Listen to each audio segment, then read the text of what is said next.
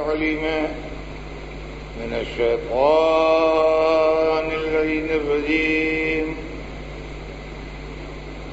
بسم الله الرحمن الرحيم.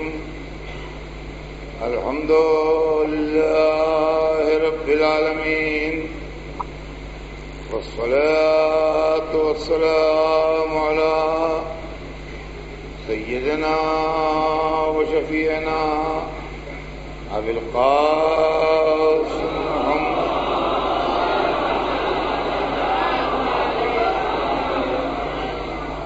وآله الطيبين الطاهرين المعصومين،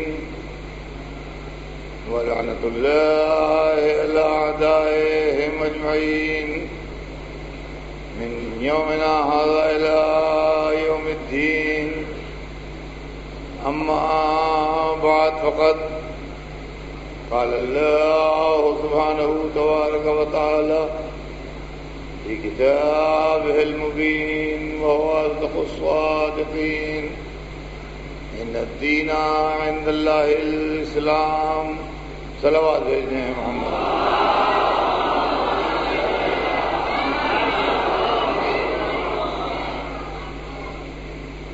خداوند عالم قرآن مجید میں ارشاد فرما رہا ہے کہ یقیناً دین اللہ کے نزدیک اسلام ہے. عزیزان محترم، سلسلہ کلام ذہن علی میں ہوگا. ہمارے آپ کے درمیان اس تاریخ اسلام کی گفتگو ہے جو اہل بیت کے تعلیمات کی روشنی میں ہم کو ملی ہے، اور جس کے اندر بنیاد جو ہے وہ رہبر کا نورانی ہونا، معصوم ہونا اور عالم ہونا. کل میں نے آپ کے سامنے حضور سرور کائنات کی حیات مبارک کی کچھ جھلکیاں پیش کی تھی، اور بات یہاں پہ آگے تمام ہو گئی تھی کہ آپ نے 23 برس اور 24 برس کی عمر مبارک میں 2 سفر فرمائے شام کے، جس میں بی بی خدیجہ کا مال تجارت لے کے شام تشریف لے گئے، اور راستے کے جو واقعات تھے ان کی طرف بھی میں نے اشارہ کل کیا تھا، جو بی بی خدیجہ کے غلام میسرہ نے آن کے ان سے واقعات بیان کیے تھے. جیسا میں نے آپ سے کل اعلان کیا تھا، آج مجھے تاریخ کے انتہائی امپارٹنٹ، انتہائی اہم اور انتہائی سینسٹیو موضوع کے اوپر تقریر کرنا ہے. میں اپنے ان تمام آڈینس سے، ان تمام سننے والوں سے جو بمبئی میں یا بمبئی کے باہر یا ہندوستان سے باہر جہاں جہاں مجھے سن رہے ہیں، میں شکر گزار ہوں کہ وہ ہمیشہ مجھے توجہ سنتے ہیں. مجھے اپنے آڈینس سے کوئی شکایت نہیں ہے، لیکن آج میں اسپیشل آپ سے ریکویسٹ کروں گا کہ آج آپ بہت توجہ سنیں. یہ بات میں اس لیے کہہ رہا ہوں کہ اسلام دشمنوں نے ہمارے رسول کو شادیوں کے سلسلے میں بہت بدنام کیا ہے. جو لوگ اخباروں پر نظر رکھتے ہیں، کتابوں پر نظر رکھتے ہیں، واقعات پر نظر رکھتے ہیں، وہ جانتے ہیں کہ رسول کی سیرت کو، رسول کے کردار کو، خاص طور سے ویسٹ میں، یورپ اور امریکہ میں سفید فام قوموں نے، اور ہندوستان میں بھی نان مسلمز نے شان رسالت میں بڑی گستاخیاں کی اور بڑی نازیبا باتیں لکھی ہیں. سب سے بڑی بدنصیبی یہ ہے کہ ان گستاخوں کو مٹیریل ہمارے گھر سے فراہم ہے.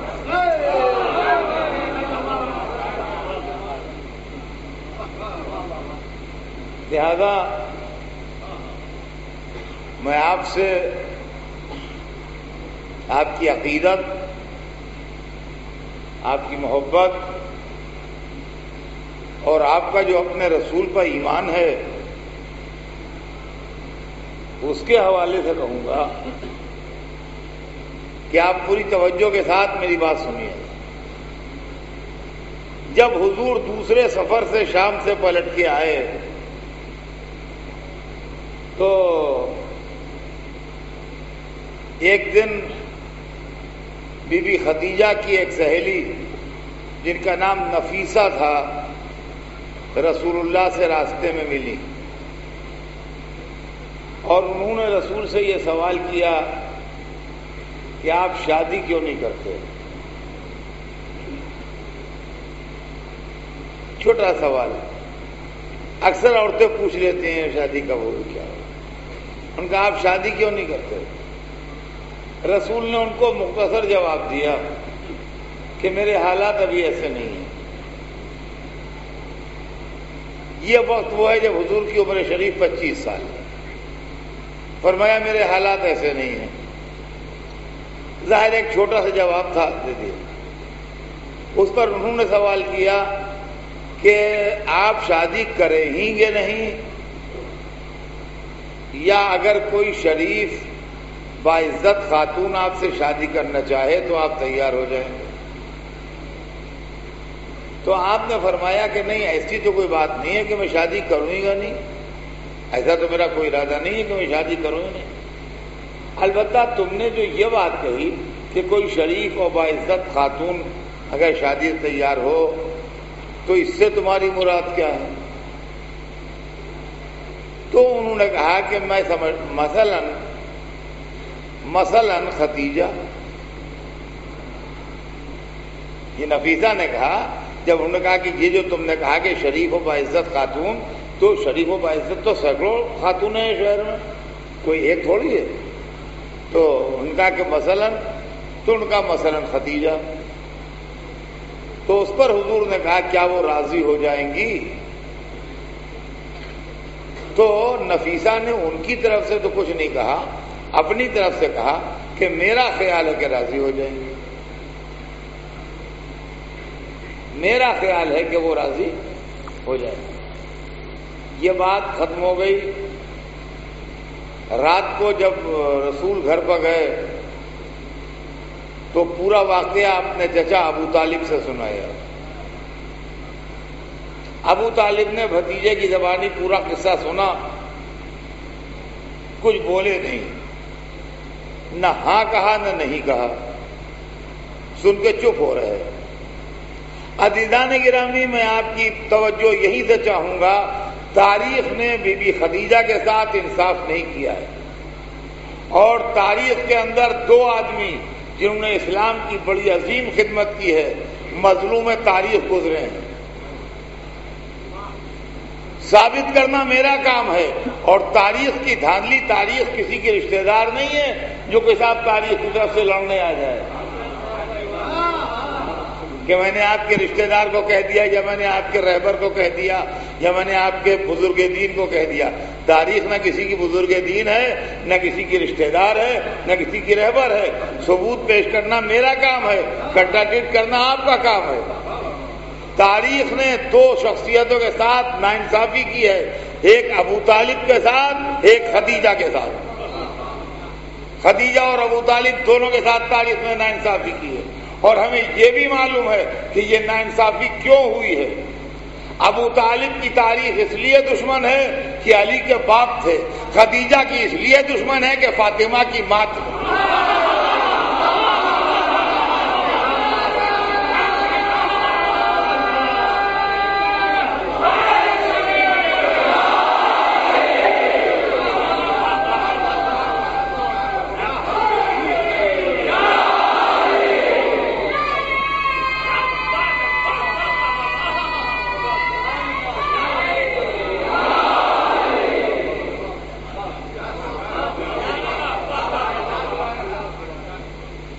ایک افسانہ گڑھا گیا، اور افسانے کو گڑھ کے اتنا ریپیٹ کیا گیا، اتنا ریپیٹ کیا گیا اتنا ریپیٹ کیا گیا کہ لوگ اس کو سچائی سمجھنے لگے، اور وہ افسانہ یہ گڑھا گیا کہ خدیجہ رسول اللہ سے عمر میں 15 برس بڑی تھی۔ حضور کی جب شادی ہوئی تو 25 برس کے تھے اور خدیجہ 40 برس کی تھی۔ یہ 15 برس کا افسانہ ہے، اور یہ اتنا زبردست مشہور افسانہ ہے کہ ہمارے بہت سے دوست اور بہت سے مخلص اور چاہنے والے بھی یہی خیال رکھتے ہیں کہ خدیجہ 40 برس کی تھیں اور رسول 25 برس کے تھے۔ مگر میں آپ سے ایک بات پوچھوں، ہر معاملے میں تو آپ عقل اپلائی کرتے ہیں، اس معاملے میں عقل کو سلا کے کیوں غور کرتے ہیں؟ عربستان ایک گرم ملک ہے، اور عربستان میں 10-11 برس کی لڑکی ماں بن جاتی ہے تو 15 برس کے ایج کا ڈفرنس جو ہے وہ ماں بیٹے کی ایج کا ڈفرنس ہے۔ میں آپ کو تاریخ سنا رہا ہوں، جب راستے میں نفیسہ نے رسول اللہ کو روک کے یہ کہا کہ آپ سے اگر کوئی شریف عورت خواہش مند ہو شادی کی تو آپ کریں گے کہ نہیں، اور آپ نے پوچھا مثلاً، تو ان کا مثلاً خدیجہ، تو اگر 15 برس کا ایج ڈفرنس تھا تو آپ کو کہنا چاہیے تھا کہ وہ میری بزرگ ہیں، میری ان کی عمر میں فرق ہے، میں کیسے شادی کر لوں؟ یہ عقل کو جگائیے۔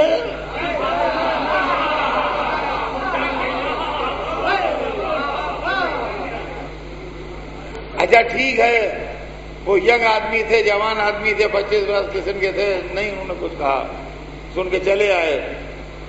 اب اس چچا کے سامنے بات کر رہے ہیں جو باپ کی طرح ہے، جس نے پالا ہے، جس نے پرورش کیا ہے۔ باپ نہیں ہے مگر یہ چچا ہی باپ ہے، تو بیٹا باپ سے سمجھیے کہہ رہا ہے۔ اب بزرگ کو تو کہنا چاہیے تھا کہ بیٹا تمہارا ان کا جوڑ کب ہے؟ کہاں تم کہاں وہ؟ ارے یہ کیسے کہہ دیا اس عورت نے؟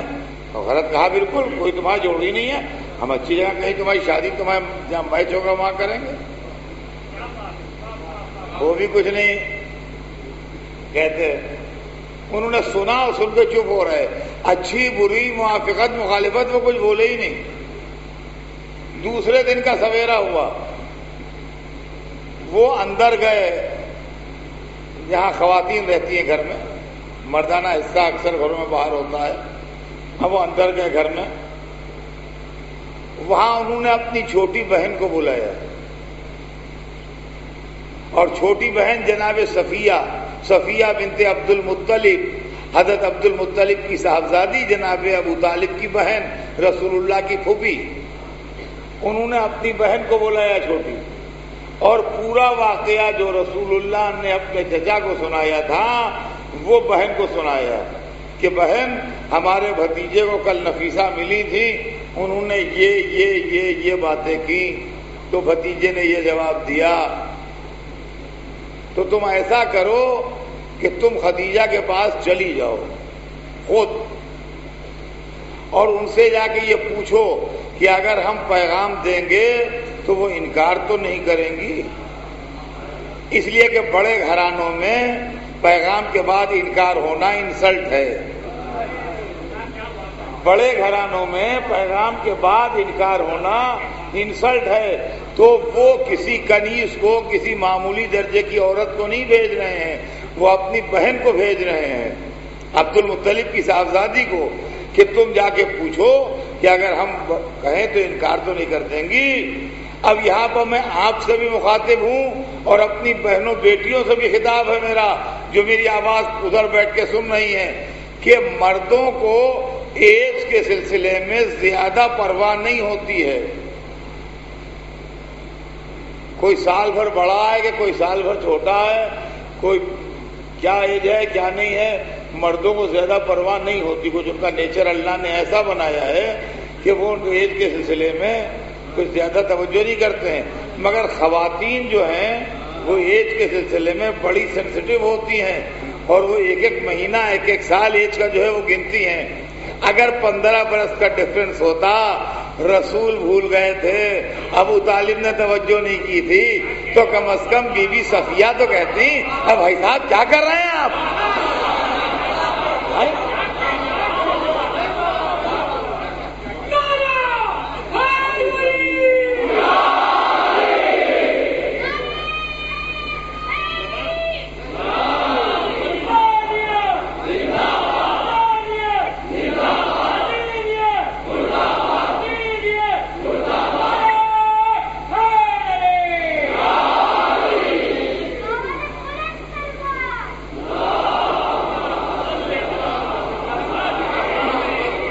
تو ان کو کہنا چاہیے تھا بی بی صفیہ کو کہ بھائی صاحب کیسی باتیں کرتے ہیں آپ، 15 برس بڑی ہیں، کوئی دکھ بھی ہے شادی ہونے پر؟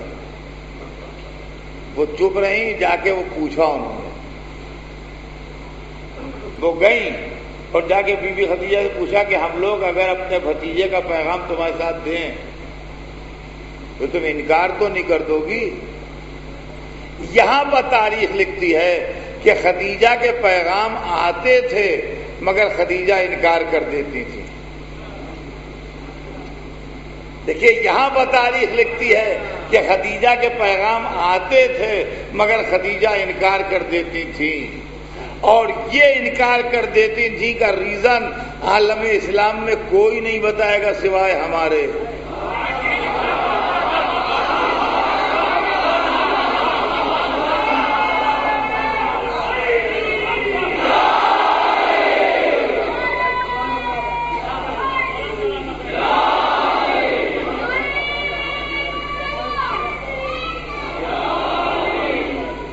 عالم اسلام میں اس کا ریزن کوئی نہیں بتائے گا سوائے ہمارے۔ اس راز کے امین پورے عالم اسلام میں اکیلے ہم ہیں کہ خدیجہ کیوں انکار کر دیتی تھی۔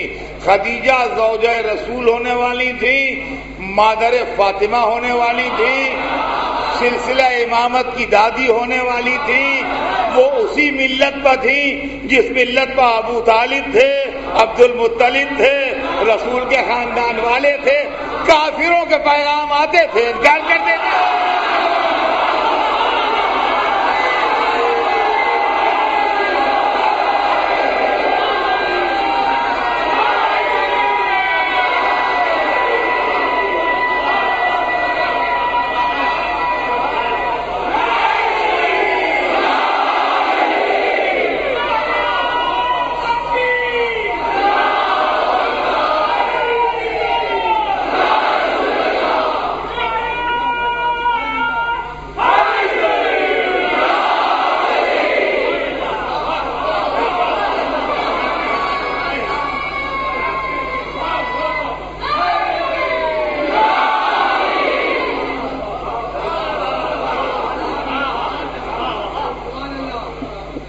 بی بی صفیہ رسول اللہ کی پھوپھی گئی، وہاں جا کے انہوں نے بات کی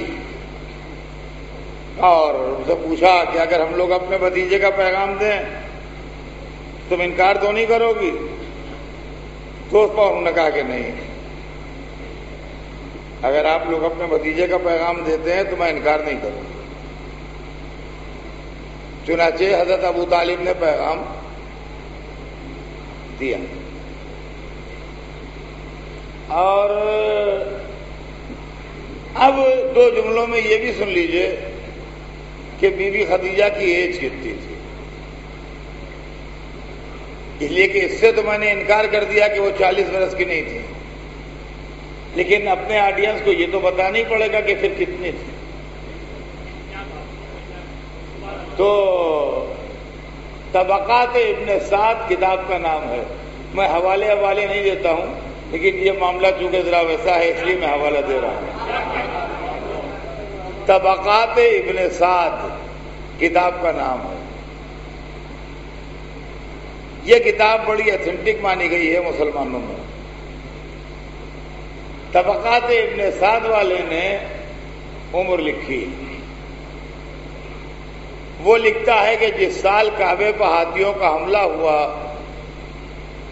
اس سال رسول اللہ پیدا ہوئے، اور جتنے رائٹرز ہیں اور جتنے تاریخ کے لکھنے والے ہیں سب نے یہی لکھا ہے، اس میں کوئی اختلاف نہیں ہے کہ جس سال کعبے پر ہاتھیوں کا حملہ ہوا اس سال حضور کی ولادت بسعادت ہوئی۔ وہی رائٹر طبقات ابن سعد جو ہے وہ لکھتا ہے کہ کعبے پر ہاتھیوں کے حملے سے 3 برس پہلے خدیجہ پیدا ہوئی۔ وہی لکھتا ہے اسی کتاب میں کہ کعبے پر ہاتھیوں کے حملے سے 3 برس پہلے خدیجہ پیدا ہوئی۔ اب خدیجہ اور رسول کی ایج کا فرق ڈھونڈ لیجیے آپ۔ جس سال کعبے پر ہاتھیوں کا حملہ ہوا اس سال رسول اللہ پیدا ہوئے، اور کعبے پر ہاتھیوں کا حملہ ہونے سے 3 برس پہلے بی بی خدیجہ پیدا ہوئی۔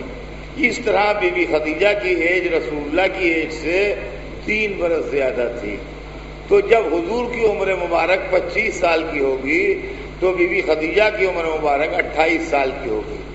یہ 3 برس کا ڈفرنس جو ہے یہ عزیزان گرامی کوئی حیرت کی بات نہیں ہے، سوائے ان لوگوں کے جن کی شادی خاندانوں میں ہوتی ہے یا پڑوس میں ہوتی ہے کہ مدتوں سے ایک خاندان ادھر سامنے آمنے رہ رہے ہیں۔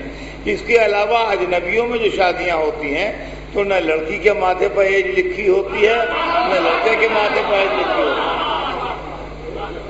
ہمارے سماج میں، ہماری سوسائٹی میں سینکڑوں نہیں ہزاروں آپ کو ایسے ملیں گے، کسی کی بیوی اس سے 2 برس ایج میں زیادہ ہوگی، کسی کی بیوی اس سے 3 برس ایج میں زیادہ ہوگی۔ یہ کوئی ایسی بڑی حیرانی کی بات نہیں ہے کہ جو کہا جا رہے صاحب کیسے۔ یہ بھی افسانہ ہے کہ ان کی 2 شادیاں ہو چکی۔ اب سنیے، جب پیغام دیا جناب ابو طالب نے تو ان کے بھائی نے، کزن تھے، سگے بھائی نہیں تھے، ورقہ ابن نوفل نے مکے میں مسجد الحرام میں تمام قبیلے کے سرداروں اور عزت داروں کو بلایا اور ان سے کہا کہ آپ کے خیال میں ہمارے خاندان اور ہماری بہن خدیجہ کے متعلق جو معلومات ہوں وہ بیان کیجیے۔ اس زمانے میں رواج یہ ہوتا تھا کہ ہر قبیلے کا ایک اسپوکس پرسن ہوتا تھا جس کو نقیب قبیلہ کہتے تھے۔ ہر قبیلے کے نقیب نے کھڑے ہو کے ایک ہی تقریر کی کہ آپ کا خاندان بہترین خاندان ہے اور آپ کی بہن خدیجہ کے لیے سوائے نیکی، خیر، اچھائی کے اور ہم کوئی اور بات نہیں جانتے۔ جب سب لوگ تقریریں کر چکے تو خود کھڑے ہوئے ورقہ ابن نوفل اور انہوں نے کہا کہ آپ حضرات نے ہمارے خاندان کے تعلق سے جن باتوں کا اظہار کیا اس کے لیے ہم شکر گزار ہیں۔ اب ہم آپ سے پوچھتے ہیں کہ کیا ایسی خاتون کو بغیر شادی کے رہنے دیا جائے؟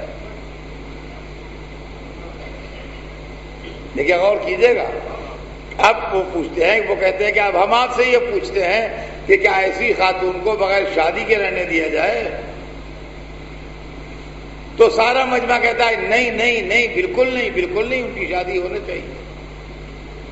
میرا کہنا یہ ہے کہ یہ تیسری شادی میں نخرے نہیں ہوتے ہیں۔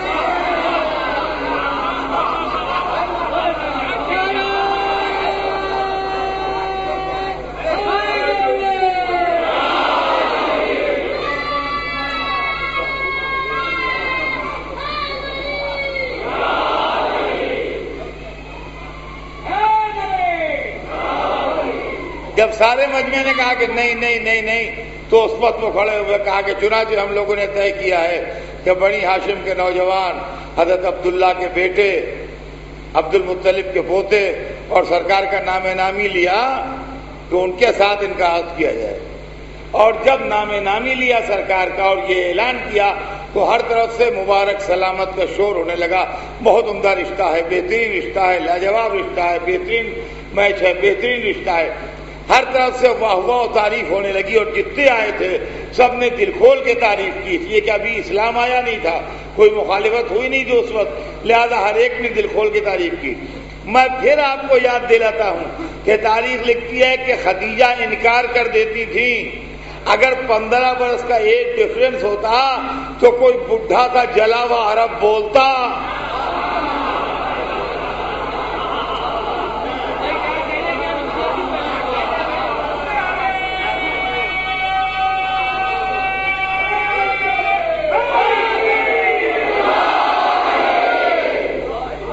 کہ ان کا میچ ہی کب ہے، کیا کر رہے ہو؟ تو عزیزان گرامی، اس طرح بی بی خدیجہ کے ساتھ سرور کائنات کا عہد۔ یہ میں نے ذرا تفصیل سے اس لیے سنا دیا کہ ہمارے فرقے میں ایک غلط فہمی پیدا ہے، لہذا وہ جہاں جہاں میری آواز جا رہی ہے مجھے امید ہے کہ غلط فہمی دور ہوئی ہوگی۔ یہ عہد ہوا 25 برس کے سن میں۔ اب آئیے، اب آپ میرا بیان کا رخ مڑتا ہے۔ سرور کائنات کی عمر 25 سال کی تھی جب آپ نے عہد فرمایا۔ جس علاقے میں وہ رہتے تھے مکہ، وہاں 13-14 برس کے سن میں لڑکا بھرپور جوان ہو جاتا ہے۔ 13-14 برس کے سن میں گرم علاقہ ہے، لڑکا بھرپور جوان ہو جاتا ہے۔ چلیے 15 برس جو شرعی ہیں وہی مان لیجئے، تو 15 برس سے لے کے 25 برس تک کی زندگی ایسے گزری کہ دشمن، مخالف، اپنا، پرایا، غیر، خون کا پیاسا، پتھر مارنے والا، ساحر و مجنون کہنے والا بھی رسول کے کردار کے اوپر اتنا سا حرف نہیں لا سکا۔ آج جو رسول کی تاریخیں لکھی جاتی ہیں اس سلسلے میں اور جو واقعات بیان ہوتے ہیں اس کے اندر، اب میں کیسے کہوں، بعض زبان کی مجبوریاں ہوتی ہیں، میں چاہتا ہوں غیر مہذب زبان نہ استعمال ہو، لیکن اس کا خلاصہ یہ ہوتا ہے کہ گویا وہ معاذ اللہ معاذ اللہ معاذ اللہ نقل کفر نباشت، کوئی ایسے آدمی تھے جن کو سیکس کی طرف زیادہ دھیان تھا۔ اس طرح کی چیز جو ہے وہ آتی ہے۔ غور طلب بات یہ ہے، اب آپ میری ایک ایک لفظ کو غور سے سنیے گا کہ 15 برس کے سن سے لے کے 25 برس تک سرداروں کے گھرانے کا ایک لڑکا جس کے قول و فعل پر انگلی کوئی اٹھا نہیں سکتا ہے، وہ اس طریقے سے پاکیزہ زندگی گزار رہا ہے کہ اس کے بدترین دشمن کو بھی ایک حرف کہنے کے لیے نہیں ہے۔ اس لیے کہ نبی ہونے کے بعد جب وہ کردار کی بات کرتا ہے تو اگر اس کے کردار میں کسی نے جھول دیکھا ہوتا تو وہ کہتا آج یہ کہہ رہے ہو کل کی بات بھول گئے۔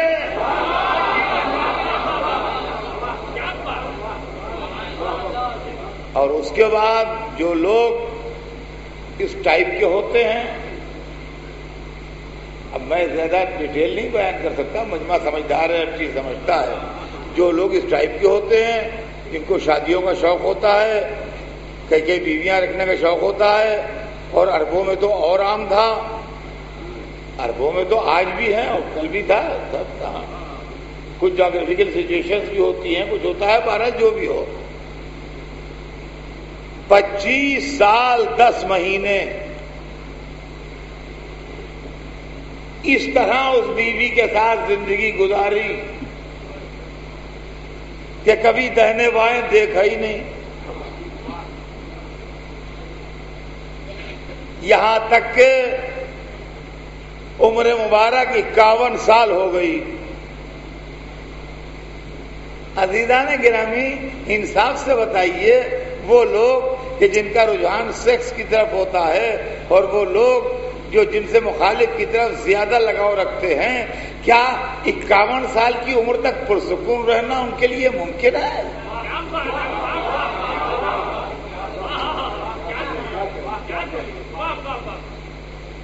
اکاون برس کی عمر مبارک ہے آپ کی جب جناب خدیجہ کی رحلت ہوتی ہے۔ اور چلیے کوئی سوچ سکتا ہے خدیجہ کے احسانات تھے، خدیجہ کی شخصیت تھی، خدیجہ کے دل کو دکھ نہ پہنچے اس لیے انہوں نے دوسری شادی نہیں کی۔ اب تو خدیجہ گزر گئیں، اب تو کسی کمسن لڑکی سے شادی رچائیں، مگر تاریخ بتاتی ہے کہ حضور نے جو اپنی پسند سے شادی کی وہ ام المومنین سودا بنت زمع کے ساتھ کی۔ ام المومنین سودا بنت زمع 51 برس کی ایک بیوہ خاتون تھی۔ ایک اچھے مسلمان تھے، ان کی زوجہ تھی، ان کے شوہر کا انتقال ہو گیا تھا، وہ بیوہ تھی.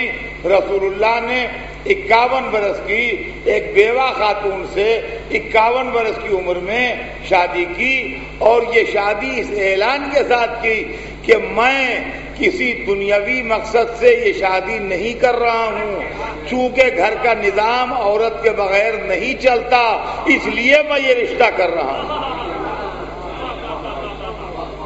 اب آپ ذرا غور فرمائیے گا اس بات کو کہ کیا ان تاریخی حقائق کے باوجود سرور کائنات کے کردار پر الزام لگایا جا سکتا ہے؟ تو پھر یہ الزام آئے کہاں سے؟ یہ مصیبت آئی کہاں سے تاریخ کے اندر کہ آج ملعون کتابیں لکھتے ہیں شان رسالت کے خلاف، کوئی رنگیلا رسول لکھ رہا ہے، اور کوئی سیٹنک ورسز لکھ رہا ہے، اور کوئی لجا لکھ رہا ہے، اور کوئی کچھ لکھ رہا ہے، اور کوئی کچھ لکھ رہا ہے، اور مسلمان بے چین ہو رہے ہیں، اور ڈیمانسٹریشن ہو رہے ہیں، اور ہنگامے ہو رہے ہیں. یہ سوال یہ مصیبتیں آئیں کہاں سے ہیں؟ میں اپیل کرتا ہوں، اور جہاں جہاں میری آواز جا رہی ہے میں ان مسلمانوں کو آواز دیتا ہوں، فرقے کی بنیاد پر نہیں، محبت سرور کائنات کی بنیاد پر، عزت اسلام کی بنیاد پر، عظمت رسول اعظم کی بنیاد پر. میں پروفیسر سے کہتا ہوں، میں اسکالرز کو آواز دیتا ہوں، میں مسلم کمیونٹی کے پڑھے لکھے انسانوں کو آواز دیتا ہوں، میں دنیا کے ہر پڑھے لکھے انسان کو آواز دیتا ہوں کہ آپ جاگیے اور اس ناانصافی کا خاتمہ کیجیے جو رسول کی سیرت کے سلسلے میں ہوئی ہے. کچھ ناسمجھ راوی، کچھ ناسمجھ محدث، کچھ ناسمجھ مورخ بنی امیہ کے اور دشمنان اسلام کے انفلوئنس میں ایسی چیزیں کتابوں میں لکھ گئے جو شان رسالت، عظمت رسالت، جلالت رسالت کے خلاف ہیں. میں مولویوں سے کوئی اپیل نہیں کر رہا ہوں، یہ طالبانی ذہن کے مولوی کچھ نہ سمجھیں گے.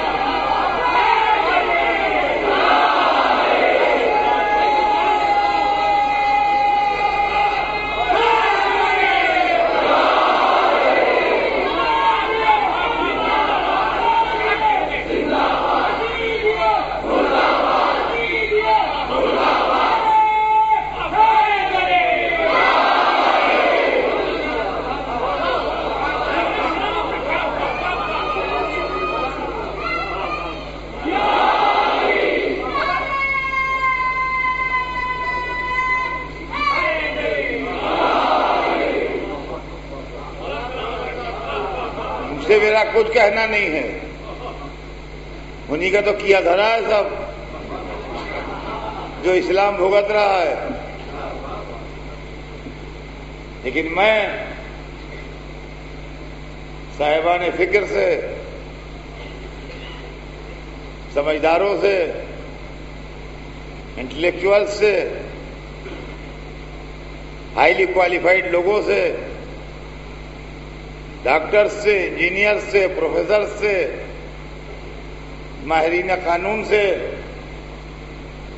مختلف سبجیکٹ کے جاننے والوں سے، انصاف پسند مسلمانوں سے اپیل کرتا ہوں کہ آپ کتابوں سے ایسی چیزیں نکلوائیے. میں جانتا ہوں نکلوانا بھی آپ کے بس میں نہیں ہے، لیکن کنڈم کیجیے اور دنیا کے سامنے یہ بات رکھیے کہ ہمارا ان معاملات سے کوئی تعلق نہیں ہے. ہر روز وہی بات آتی ہے سامنے جو 2-3 دن سے کہہ رہا ہوں کہ ہمارا راوی نہ جائے چاہے اسلام جائے. یہ عجیب و غریب درنگا کھیل ہے اسلام میں کہ ایک طرف کسی کی عمر بڑھانے پر اصرار ہے تو دوسری طرف کسی کی عمر گھٹانے پر اصرار ہے. کیا ہو رہا ہے اسلام میں؟ کتابیں بڑی نامور، تحقیقیں بڑی معتبر، راوی بڑے عالی شان، علماء بڑے مرتبے والے، تحقیق بڑی بوگس. یہ کیا ہے اسلام میں؟ جس کو پڑھ کے ہمیں شرم آ جائے. رسول کا وہ کیریکٹر کتابوں میں ملتا ہے جس کو آپ لیڈیز میں بیٹھ کے اپنے گھر میں پڑھ نہیں سکتے. اگر آپ کی والدہ بیٹھی ہیں، بہن بیٹھی ہیں، بیٹی بیٹھی ہے، بہو بیٹھی ہے، پڑھ دیجئے تو نام بدل دوں. شریف گھرانوں میں آپ ان چیزوں کو پڑھ نہیں سکتے ہیں. یہ رسول کا کردار ہے. ہمیں سب معلوم ہے مگر ہم زبان سے نہیں نکالتے. ہم ابھی عہد میں ایک وقت آیا تھا جب خزانوں کے منہ کھلے تھے اور کہا تھا کہ اہل بیت کی شان میں جیسی حدیثیں ہیں ویسی حدیثیں دوسروں کے لیے بھی تیار کی جائیں. حدیثیں تو تیار ہو گئیں، لوگ رشتوں کی نزاکتیں بھول گئے. میں کیسے آپ کو سمجھاؤں؟ یہ منزل وہ ہے کہ جس کے لیے میں زیادہ الفاظ نہیں استعمال کر سکتا، ورنہ ایسا نہیں ہے کہ میں پاس الفاظ کی کمی ہو، مگر میں ان حدوں میں رہتے ہوئے بات کرنا چاہتا ہوں جو حدیں ایک مہذب معاشرے کے لیے لازم ہیں. یہ بمبئی شہر پورٹ سٹی ہے. دنیا میں جتنے بھی لوگ جاتے آتے ہیں ان میں سے بڑی تعداد بمبئی کے ذریعے داخل ہوتی ہے ملک میں اور بمبئی سے جاتی ہے باہر. تو بمبئی ایئرپورٹ کے اوپر جا کے دیکھیے ہمیشہ فیملیز کا ہجوم رہتا ہے. کسی کا خاندان والا عرب سے آ رہا ہے، کوئی امریکہ سے آ رہا ہے، کوئی افریقہ سے آ رہا ہے، کوئی کہیں یورپ سے آ رہا ہے، ہمیشہ ہے. اب ایک صاحب کہیں باہر سے 2-3 برس کے بعد آ رہے تھے تو پورا خاندان کھڑا تھا. وہ ایئرپورٹ سے باہر نکلے، ایک لڑکے کو لیا گود میں، کلیجے سے لگایا، پیار کیا. کہا یہ کون ہے؟ کہا ان کا نواسا ہے. کہا ہاں ہاں ہاں ہاں. ایک دوسرے لڑکے کو اٹھایا، گود میں لیا، پیار کیا. کہا یہ کون ہے؟ کہا یہ بھی ان کا نواسا ہے.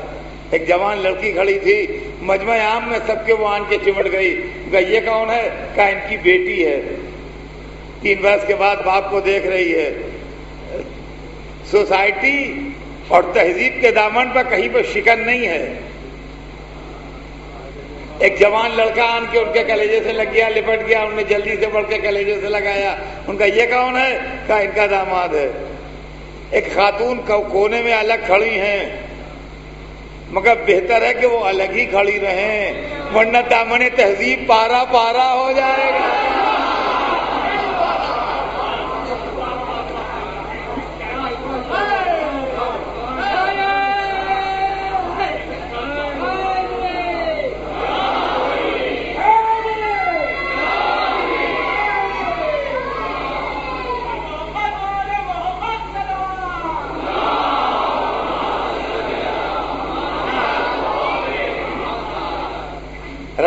روایتیں ہمارے پاس بھی ہیں مگر نہ عظمت رسالت میں فرق آتا ہے نہ دامن تہذیب پر شکن پکتی. یہ جس کو گود میں لیے بیٹھے ہیں کون ہے؟ کہا نواسا ہے. اس کو پشت پہ بٹھائے کون ہے؟ کہا نواسا ہے. اس کو جھک کے پیار کر رہے ہیں بچی کو، یہ کون ہے؟ کہا یہ نواسی ہے. اس کو کلیجے سے لگائیں کون ہے؟ کہا یہ بیٹی ہے، یہ داماد ہے. یہ تمام وہ ہیں رسول کے خاندان والے جن کو رسول کلیجے سے لگایا. بس تہذیب اتنی ہی تک رکھیے، اس کے آگے نہ بڑھیے. عزیزان گرامی، اب میں آپ سے کیا کہوں؟ آپ جانتے ہیں اور پہچانتے ہیں، تاریخ پڑھیے آپ کو سب معلوم ہو جائے. لیکن سرور کائنات کی شخصیت کو بدنام کرنے کے لیے جو کچھ ہوا ہے۔ 51 سال تک سرور کائنات نے اس طرح زندگی گزاری ہے کہ کسی طرف مڑ کے نہیں گئی۔ 51 سال کی عمر میں 51 برس کی ایک بیوہ خاتون کے ساتھ شادی کی، اور اس کے بعد تاریخ کے اندر حضور کی 9 شادیاں اور ہیں۔ جو لوگ کہتے ہیں 9 بیویاں، 9 بیویاں نہیں، 9 نہیں 11۔ ہاں، اپنے معلومات آپ کریکٹ کیجئے، اکثر یہی مشہور ہے 9 بیویاں، 9 وقت وفات زندہ تھیں، ٹوٹل لائف میں 11 بیویاں۔ لیکن ان حالات کو، اس پورے پس منظر کو سمجھیے کیا ہے۔ مکے میں بی بی خدیجہ کے رحلت کے بعد آپ نے بی بی سودا کے ساتھ شادی کی، اور اس وقت ان بی بی کی عمر مبارک جو تھی وہ 51 سال تھی، اور وہ ایک بیوہ خاتون تھی۔ اس کے بعد سن 2 ہجری میں آپ کا ام المومنین عائشہ کے ساتھ ہوا۔ اس کے بعد آپ کے پاس اسی سال ایک 80 برس کی خاتون آئی، 80 ایئرس اولڈ لیڈی آئی، اور انہوں نے کہا کہ یا رسول اللہ میں آپ سے شادی کرنا چاہتی ہوں۔ اور اس کے بعد انہوں نے خود کہا کہ لوگ ہنسیں گے یہ سوچ کے کہ یہ 80 برس کی بڑھیا شادی کیا کرے گی۔ میں ظاہر ہے کہ 80 برس کی بڑھیا ہوں، میرا کوئی مقصد شادی سے نہیں ہے سوائے اس کے کہ قیامت کے دن جب میں قبر سے اٹھوں تو آپ کی بیویوں میں میرا شمار ہو۔ اب آپ بتائیے رسول اس معصوم خواہش کو جو رحمت للعالمین تھا اور اخلاق کا مجسمہ تھا کیسے ٹھکرا دیتا۔ سرور کائنات نے منظور فرمایا اور ان کے ساتھ عقد ہوا۔ تعداد تو بڑھ گئی، سچویشن دیکھی آپ نے۔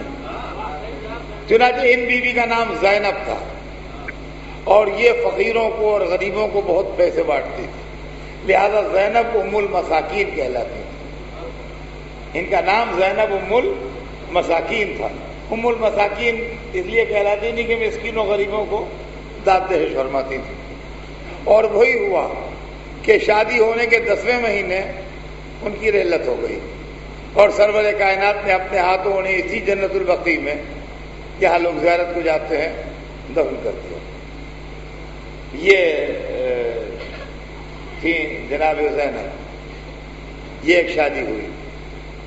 اس کے بعد پھر حضور سرور کائنات کی شادی جنگ احد میں ابو سلمہ مارے گئے۔ جنگ احد میں جب ابو سلمہ مارے گئے تو ام سلمہ کے دل پر بہت شدید اثر ہوا۔ ایک دن لوگوں نے رسول اللہ سے کہا کہ یا رسول اللہ ام سلمہ مر جائیں گی۔ ام سلمہ آپ کی کزن بھی تھی، ام سلمہ مر جائیں گی۔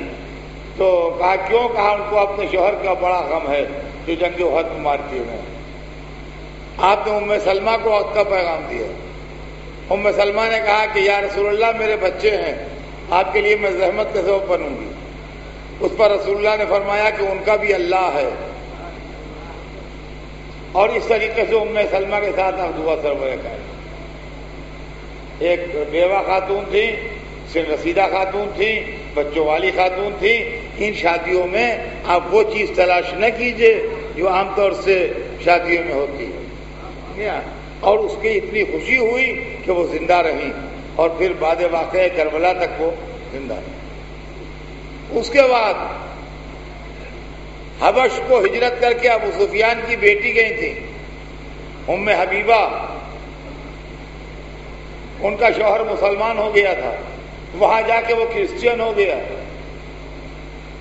وہاں سے انہوں نے میسج بھیجا کہ یا رسول اللہ میں نے اپنے باپ ابو سفیان کو چھوڑا آپ کے دین کی محبت میں، ہجرت کر کے حبش آئی، یہاں میرا شوہر کرسچین ہو گیا اور مجھ سے کہتا ہے کرسچین ہو جاؤ۔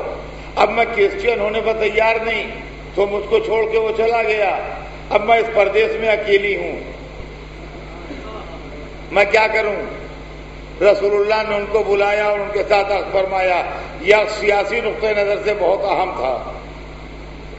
یہ ایک شادی ہوئی. اس کے بعد ام المومنین حفصہ سے شادی ہوئی. ام المومنین حفصہ حضرت عمر کی بیٹی تھیں. جب ان کے شوہر نے ان کو طلاق دے دی تو انہوں نے حضرت ابوبکر سے کہا کہ تم نکاح کر لو. انہوں نے کہا میں نہیں نکاح کروں گا. انہوں نے حضرت عثمان سے کہا تم نکاح کر لو. ان کا میں نکاح نہیں کروں گا. پھر لوگ روتے ہوئے رسول اللہ کے پاس آئے کہ ہم کیا کریں؟ تو لوگوں نے کہا انہی سے عقد کر دو. اس طریقے سے ان کا عقد رسول اللہ کے ساتھ ہوا. یہ مسلسل شادیوں کی تاریخ ہے. رسول نے ایک شادی کروائی تھی اپنے ایک کزن سسٹر کی جن کا نام ام المومنین زینب ہوا بعد میں، زینب بنت جحش. یہ زید کے ساتھ شادی ہوئی تھی، رسول نے کروائی تھی، نبھی نہیں. زید نے طلاق دے دی.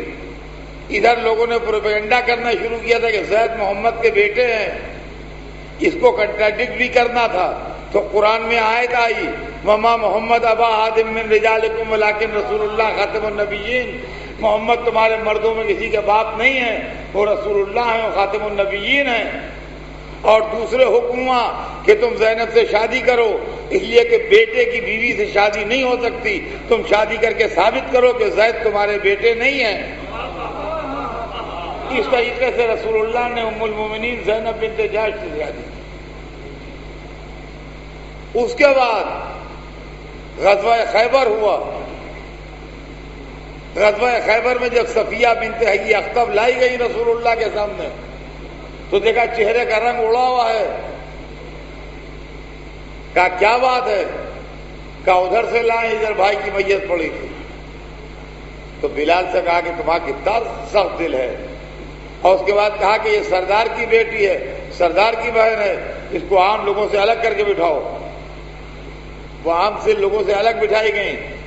پھر فرمایا کہ تم قیدی نہیں ہو، تم آزاد ہو، جہاں تمہارا دل چاہے چلی جاؤ. اس اخلاق رسول کا ان پر زبردست اثر ہوا.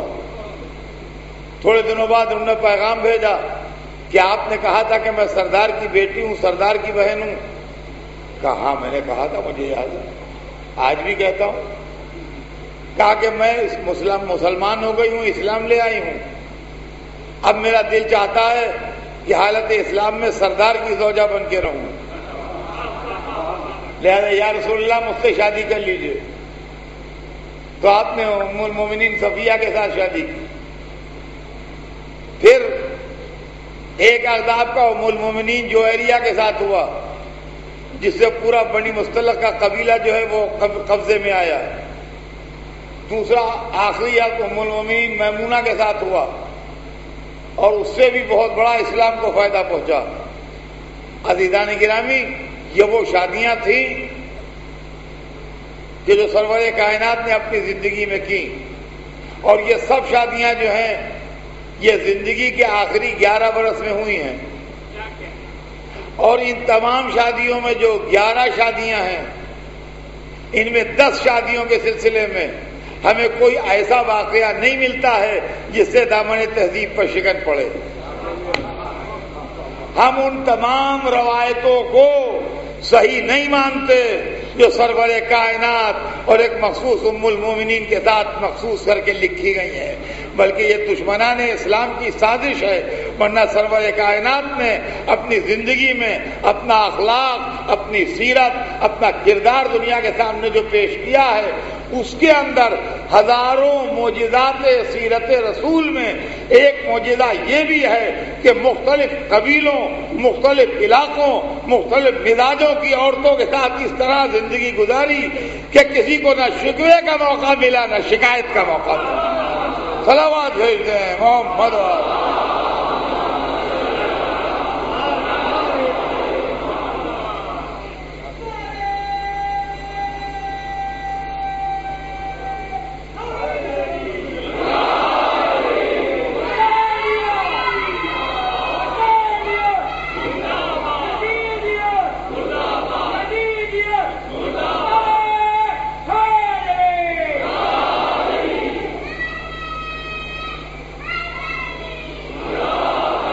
تو عزیزان گرامی،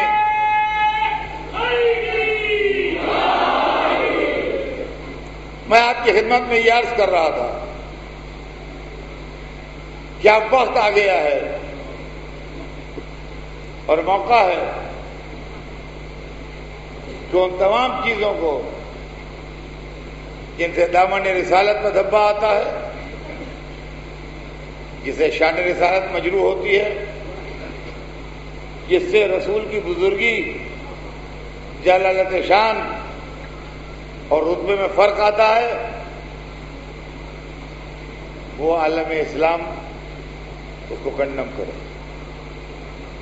اس لیے کہ یہ ساری چیزیں جو ہیں یہ بات کی پیداوار ہیں، یہ بعد میں ایڈ کی گئی ہیں، یہ ملاؤں کی فکر ہے، اسلامی فکر نہیں ہے۔ یہ ملاؤں کی فکر ہے، اسلامی فکر نہیں ہے۔ اور ملا بھی کون سے ملا؟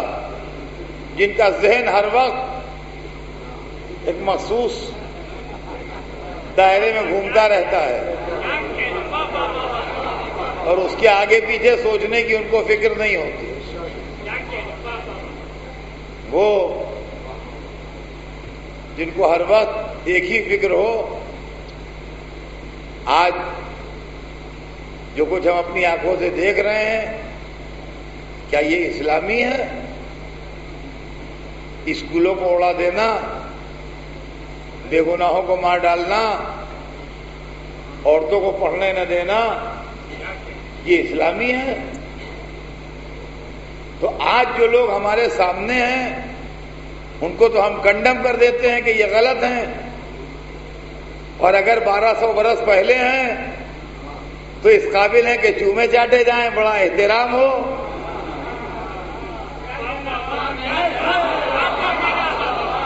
یہ بات جناب غلط ہے۔ جو صحیح ہے وہ صحیح ہے، جو غلط ہے وہ غلط ہے۔ پھر اس کے علاوہ سوال یہ ترازو لے کے بیٹھیے۔ ارے دنیا میں ہر سمجھدار یہ کرتا ہے۔ دو چیزوں کا دھندا سامنے آتا ہے، ایک کے اندر نفع بہت ہے، ایک کے اندر کم ہے، تاجر کون سا کاروبار کرے گا؟ بھائی وہی کاروبار کرے گا جس میں نفع زیادہ ہے۔ کھیتی کسانی میں ایک کراپ بوئیے تو اس میں نفع زیادہ ہے، دوسری بوئیے تو کم ہے، تو کسان وہی بوئے گا جس میں نفع زیادہ ہے۔ سروس مل رہی ہے، اس جگہ سروس کریں گے تو زیادہ پیسے ملیں گے، اس جگہ سروس کریں گے تو کم پیسے ملیں گے، تو ہم ظاہر ہے جہاں زیادہ پیسے ملیں گے وہاں سروس کریں گے۔ تو جب زندگی کا اصول یہ ہے تو ترازو لے کے بیٹھیے۔ اگر صحابی، راوی، محدث، مقرر زیادہ وزنی ہو تو انہیں لے لیجئے، اگر محمد زیادہ وزنی ہو تو انہیں لے لیجئے۔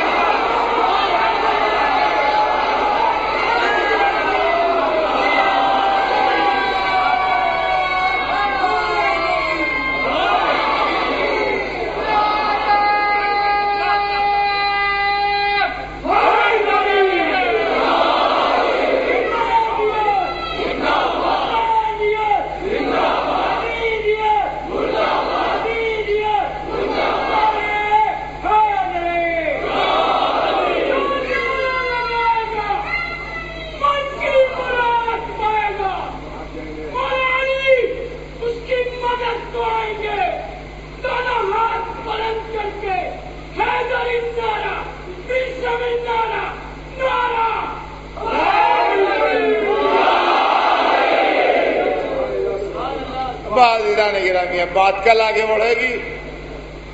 آج مجھے جو میسج دینا تھا وہ دے دیا میں نے۔ اب سمجھداروں، دانشوروں، اسکالرس کی ذمہ داری ہے کہ وہ اس سلسلے کو آگے بڑھائیں اگر ان کا دل چاہے، ورنہ الحمدللہ ہمارے دماغ اور ہماری فکریں صاحبان آیا تطہیر نے پاک کر دی ہیں۔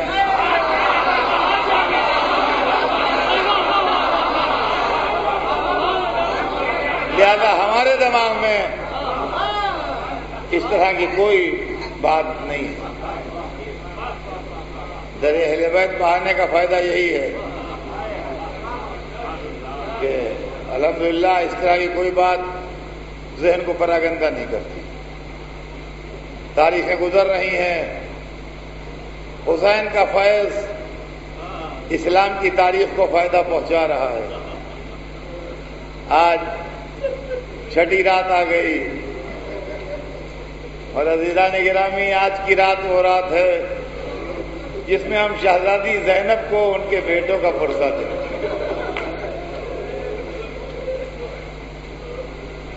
زینب کبھی اپنے بیٹوں پر نہ روئیں، جب روئیں اپنے بھائی پر روئیں، جب روئیں حسین پر روئیں۔ بیٹوں کو ہمیشہ بھائی پر قربان کیا۔ ہماری جانیں نثار ہو جائیں ان بہادروں پر جو نانا اور دادا دونوں کی طرف سے شجاعت کے ورثہ دار تھے، جن کا نانا حیدر کرار تھا اور جن کا دادا جعفر طیار تھا۔ حیدر کرار کو تو آپ جانتے ہی ہیں، حضرت جعفر مولا علی کے سگے بڑے بھائی تھے۔ جعفر ابن عبد المطلب، رسول اللہ جعفر سے بڑی محبت کرتے تھے۔ جنگ موتا میں جعفر علمدار تھے۔ جعفر کے بھی نصرت اسلام میں دونوں ہاتھ کاٹے گئے،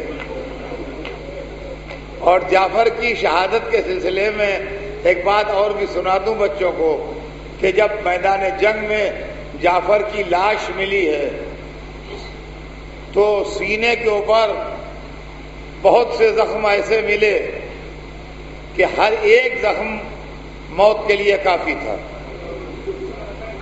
سینے پر بہت سے زخم ایسے ملے کہ جن میں کا ایک زخم بھی آدمی کی شہادت کے لیے اور موت کے لیے کافی ہے۔ مگر جب میت کو پشت کی طرف سے دیکھا گیا تو پشت پر ایک خراش بھی نہیں تھی۔ اس کا مطلب جعفر جتنی دیر لڑتے رہے آگے ہی بڑھتے رہے، ایک سیکنڈ کے لیے میدان جنگ سے پیٹ نہیں دی۔ سرور کائنات نے جعفر کی تعزیت دی، سرور کائنات نے جعفر کے گھر حاضری بھیجی، سرور کائنات نے جعفر کا غم بنایا اور جعفر کے غم میں آنسو بہائے۔ تاریخ بتاتی ہے کہ جب کربلا میں مصیبت کا وقت آیا تو انہی جعفر کے پوتے تھے اون محمد، انہی جعفر کے پوتے تھے اون محمد جو میدان جہاد میں بڑی شان سے لڑ رہے۔ عزیزان گرامی، مجھے نہیں معلوم کہ بچوں نے کیسے اجازت لی، مجھے نہیں معلوم کہ امام نے اپنے بھانجوں کو کس طرح اجازت دی۔ مجھے اتنا معلوم ہے کہ کسی نہ کسی طرح اولاد جعفر کو بھی اجازت ملی۔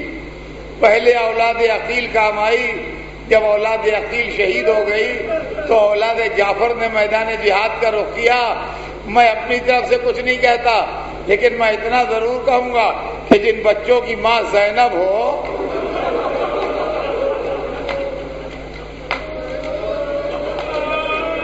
جن بچوں کی ماں زینب ہو، کیا ان کی شجاعت کا کوئی اندازہ لگا سکتا ہے؟ ہمارے پاس تو لفظیں نہیں ہیں، ہم نہیں کہہ سکتے اس لیے کہ ہمارے منہ میں وہ زبان نہیں ہے۔ ہاں، میرانیس کہہ گئے ہیں، میں آپ کو میرانیس کی زبانی سنا دوں۔ اللہ نے ان کو یہ صلاحیت دی تھی کہ وہ ایسی باتیں کہہ جائیں۔ شہزادی زینب کی زبانی میرانیس سناتے ہیں کہ اپنے بچوں کو نصیحت کر رہی ہیں ماں، اور کہہ رہی ہے تم کیوں کہو کہ لال خدا کے ولی کے ہو۔